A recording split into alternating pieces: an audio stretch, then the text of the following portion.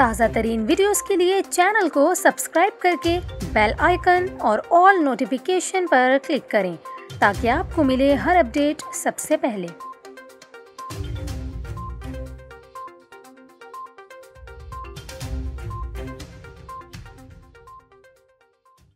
अस्सलामुअलैकुम। न्यूज़ 24/7 उर्दू में खुशामदीद।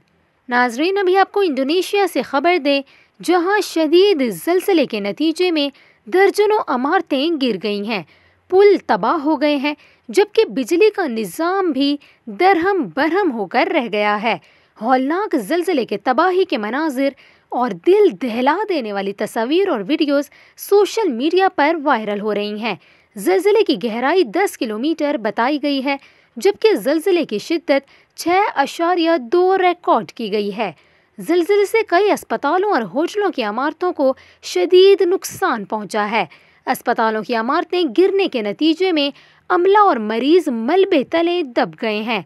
ज़लज़ले में अब तक 34 अफराद के हलाक और सैकड़ों के जख्मी होने की इत्तलात हैं, जबकि इमदादी कार्रवाइयों का सिलसिला भी जारी है।